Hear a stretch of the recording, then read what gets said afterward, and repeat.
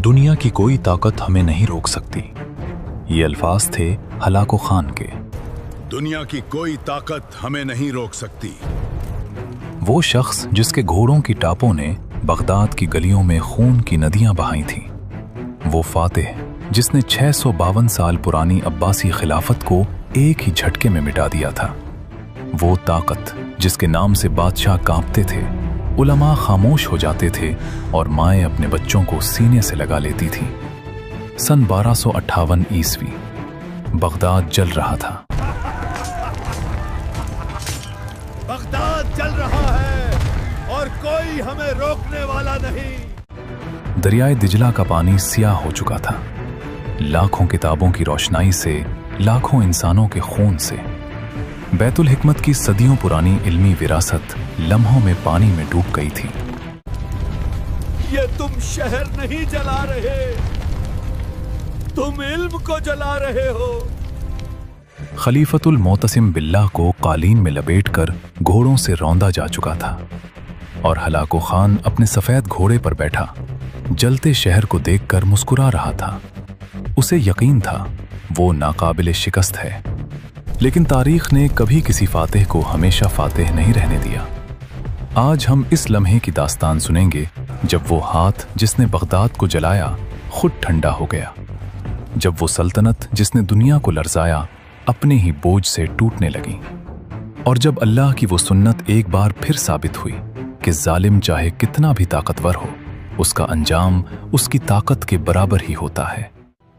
सन 1217 ईस्वी में मंगोल सल्तनत के दिल में एक बच्चा पैदा हुआ। नाम रखा गया हलाको। वो चंगेज खान का पोता था, उस चंगेज खान का जिसने एशिया और यूरोप को अपने पैरों तले रोन डाला था, जिसकी फौजों ने समरकंद, बुखारा और नीशापुर को मिट्टी में मिला दिया था। हलाको के खून में फतह थी, तबाही थी और वो बेरहमी थी जो मंगोलों की पहचान बन चुकी थी। उसकी मां सरकोतानी बैगी एक नेस्तूरी मसीही औरत थी, ज़हीन, सियासतदान और अपने बेटों की सबसे बड़ी उस्ताद। उसने हलाको को ताकत का दर्स दिया। उसकी बीवी दुकूस खातून भी मसीही थी, जो हमेशा हलाको के कानों में मुसलमानों के खिलाफ जहर भरती रही। हलाको न मुसलमान था, न मसीही, न बुद्धमत का पैरोकार। वो सिर्फ एक चीज का पुजारी था, ताकत।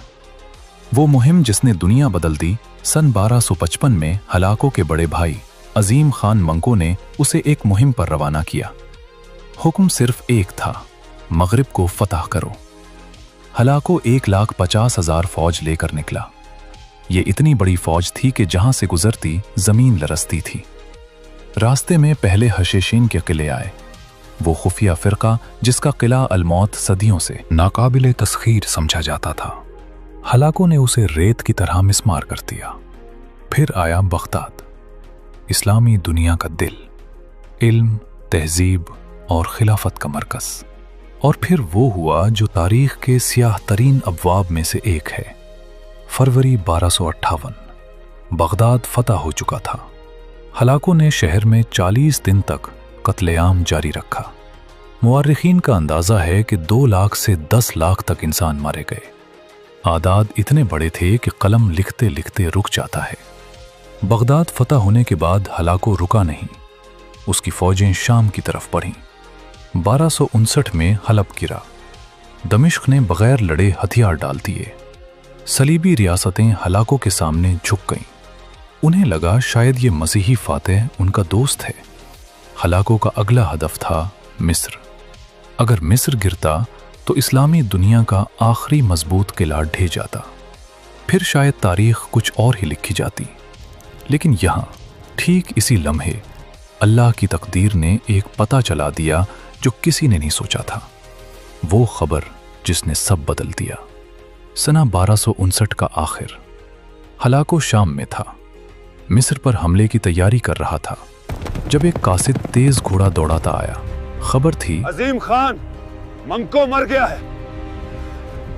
मंगोल रिवायत के मुताबिक जब अजीम खान मरे तो तमाम बड़े मंगोल सरदारों को करियल ताई यानी अजीम इजलास में वापस जाना होता था, नए खान के इंतखाब के लिए। हलाको को रुकना पड़ा। उसने अपनी फौज का बड़ा हिस्सा वापस बुला लिया। हमें वापस जाना होगा। ये हुक्म है। सिर्फ एक छोटा दस्ता छोड़कर जिसकी क़यादत उसके जनरल कतबगा के पास थी। ये वो लम्हा था जिसका मुसलमानों को इंतजार था। मिस्र में सुल्तान सैफुद्दीन कुतुज़ ने फौरी फैसला किया, अभी नहीं लड़े तो कभी नहीं लड़ सकेंगे। अगर आज ना लड़े तो कभी नहीं लड़ सकेंगे। और फिर आया ऐन जालूत 1260 ईस्वी, वो मार्का जिसने मंगोलों की नाकाबिले शिकस्त होने की दास्तान को हमेशा के लिए खत्म कर दिया। कतबगा की फौज तबाह हो गई। मंगोल पहली बार मैदान में हारे, लेकिन हलाको उस वक्त बहुत दूर था और उसे अभी अपनी सल्तनत की फिक्र थी। हलाको की अपनी सल्तनत, एलखानी सल्तनत का क़याम परियलताई के बाद हलाको के भाई कुबलाई खान नए अजीम खान बने। हलाको को मिला ईरान, इराक, इनातोलिया और कफकाज पर मुश्तमिल एक अलग खित्ता। ये कहलाया एलखानी सल्तनत। दारुल हुकूमत बना मरागा, शिमाल मगरबी ईरान में। हलाको अब सिर्फ फातेह नहीं था, वो एक हुक्मरान भी था। लेकिन हुक्मरानी जंग से बहुत मुख्तलिफ होती है। जंग में सिर्फ ताकत चाहिए, हुक्मरानी में चाहिए हिकमत, इंसाफ और वो चीज़ जो हलाको के पास कभी नहीं थी, समझ।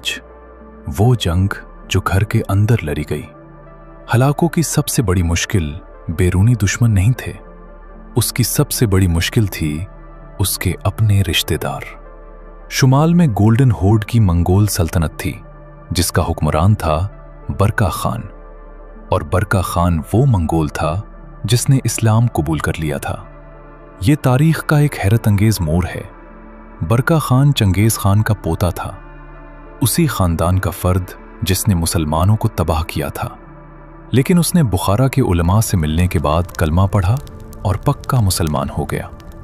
जब बगदाद तबाह हुआ, बरका खान का दिल खून से भर गया। उसने ऐलान किया, हिलाको ने अल्लाह के रसूल के खलीफा को कत्ल किया है, मैं उससे ये हिसाब लूंगा, अगरचे वो मेरा रिश्तेदार ही क्यों ना हो। और फिर शुरू हुई वो जंग जिसने मंगोल सल्तनत को अंदर से तोड़ दिया। बादशाह सलामत, सल्तनत अंदर से कमजोर हो रही है। बरका खान और हलाको की फौजें कफकाज के मैदानों में टकराईं। ये लड़ाई 1262 से 1265 तक जारी रही। मंगोल मंगोलों से लड़ रहे थे, एक तरफ मुसलमान मंगोल, दूसरी तरफ गैर मुस्लिम मंगोल। ये वो दरार थी जो कभी नहीं भरी गई। हलाको एक अजीब कैफियत में था। वो जानता था कि ऐन जालूत में उसकी फौज हारी। वो जानता था कि बरका खान इसे शुमाल से चैलेंज कर रहा है। वो जानता था कि उसकी सल्तनत में अंदरूनी कशमकश है, लेकिन उसके पास उन मसाइल का हल नहीं था, क्योंकि उसने जिंदगी में सिर्फ एक काम सीखा था, तबाह करना, तामीर करना नहीं आता था। मुवर्रिख इब्न खल्दून लिखते हैं कि हर सल्तनत की उम्र 3 नस्लों से ज्यादा नहीं होती। पहली नस्ल बनाती है, दूसरी संभालती है, तीसरी बर्बाद करती है। मंगोल सल्तनत ने यह अमल और भी तेज रफ्तारी से तय किया। हलाको के दिल में एक और दर्द था जो कोई नहीं जानता था। वो दर्द था बेयकीनी का। वो शख्स जो हर चीज को फतह कर सकता था, मौत को नहीं फतह कर सकता था। उसकी बीवी दोकूज खातून 1265 में फौत हो गई और हलाको पर उसका गहरा असर पड़ा। शुमाल मगरबी ईरान का इलाका मरागा। सर्दियों की एक रात, हलाको खान बीमार था।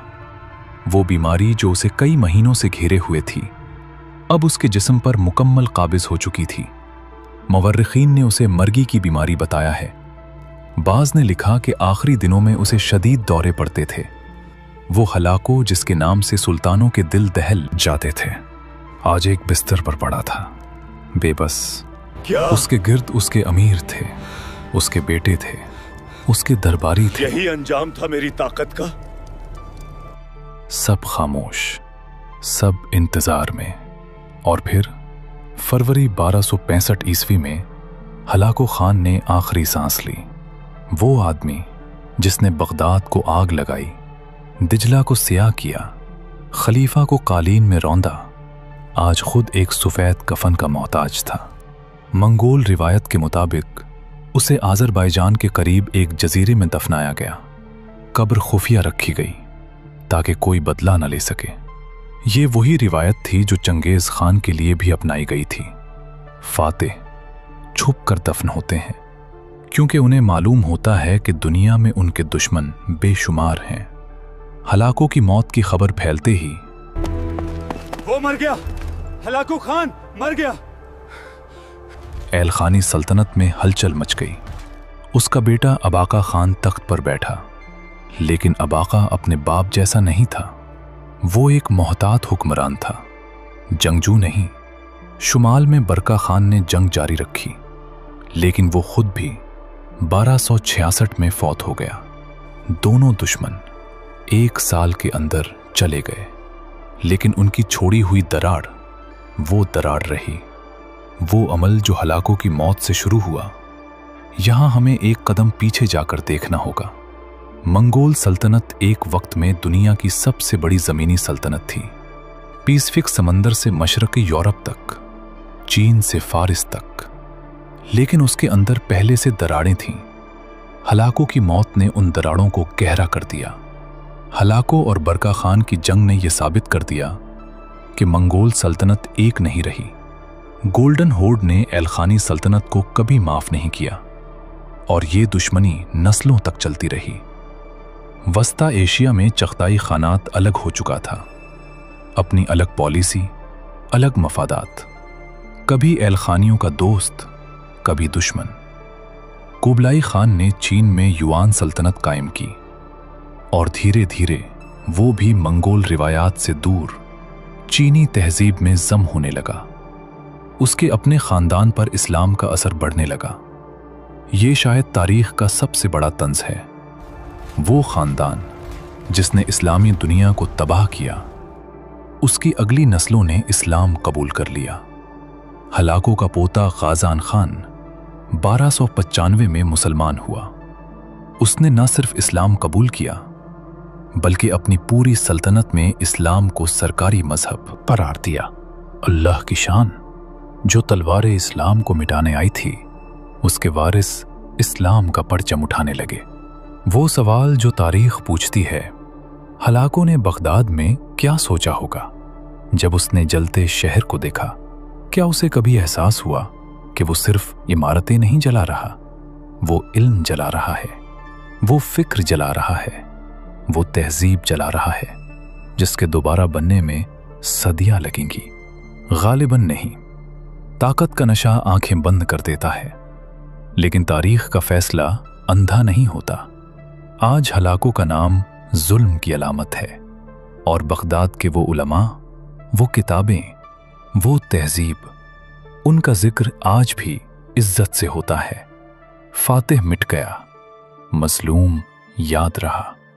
हलाको की मौत के बाद आहिस्ता आहिस्ता मुसलमान दुनिया ने सांस लेना शुरू किया। मिस्र में ममलूक सल्तनत मजबूत हुई। बीब्रस ने सलीबियों को निकाला और मंगोलों को बार बार शिकस्त दी। शाम वापस आया मुसलमानों के पास। ईरान में सितम ज़रीफ़ी ये हुई कि हलाको के वारिसों ने ईरान की तहजीब अपना ली। फारसी ज़बान उनकी ज़बान बनी, इस्लाम उनका दीन बना। वस्ती एशिया में चगताई खानात के मुसलमान हुक्मरान आए। गोल्डन हॉर्ड मुकम्मल तौर पर इस्लामी रियासत बन गई, और आखिरकार वो खानदान जो इस्लाम को मिटाने आया था, खुद इस्लाम में मिट गया। अल्लाह की सुन्नत जो कभी नहीं बदलती। ये है अल्लाह की कुदरत का करिश्मा। ये है वो सबक जो हर दौर के जालिम को, हर दौर के मजलूम को और हर दौर के मोमिन को याद रखना चाहिए। अल्लाह का काम आहिस्ता हो सकता है, लेकिन रुकता नहीं।